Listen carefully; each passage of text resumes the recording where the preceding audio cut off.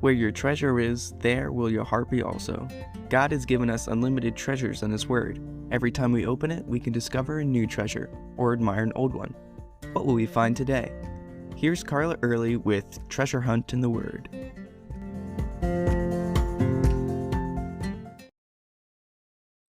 Have you ever had something happen in your life that completely turned your world upside down? It changed your perspective, made you rearrange your priorities and rethink everything. Meeting my husband did that for me. I was holding down 4 part-time jobs and going to seminary full-time. My plan was to become a missionary, and that didn't leave room for dating. Yet when I got my 4th job, a pianist at a church, the whole church decided I was just the girl for their beloved Scott Early. God used them, and this guy I'd never met before, to force me to reevaluate the trajectory of my life. I ended up dropping 2 of my jobs to accommodate evening walks around campus and rethinking my future. Of course, all this was God's plan, but it sure did turn my world upside down. Lots of things can do that. A job transfer, an accident, a doctor's diagnosis. Though many of these things can be positive, or God can use them in positive ways, change in general isn't something we normally look forward to. When Paul and Silas visited the city of Thessalonika in Acts 17, one thing their enemies said about them showed that they too did not like change.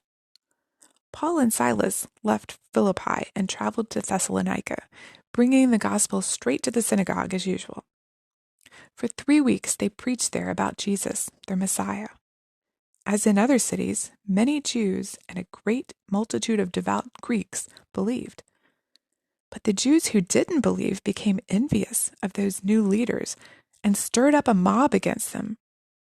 Paul, Silas, and Timothy had been staying at the house of a man named Jason, but they happened to be out at the time that the mob came, so the angry crowd dragged Jason and some other believers before the rulers of the city.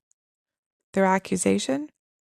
Those who have turned this world upside down have come here too. I love that. Paul and Silas were already known for turning the world upside down. The men accused Jason of harboring these chaos makers and all going against the decree of Caesar, saying that there is another king, Jesus.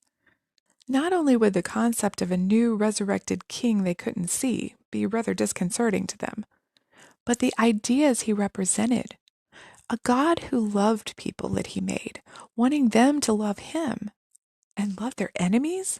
Well, that didn't make sense. Pray for those who curse you, count it all joy when you endure trials.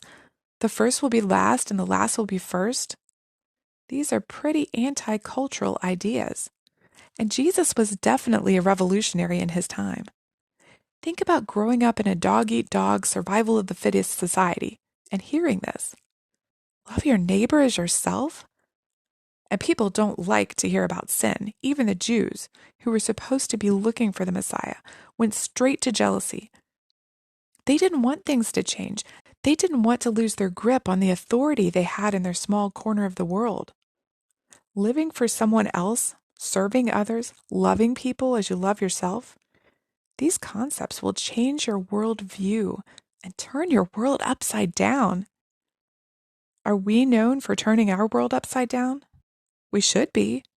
Maybe we need to pray that God would turn us upside down and help us apply these life-changing concepts in a way that people around us will want to know what's different about us, and they'll want what we have, Jesus.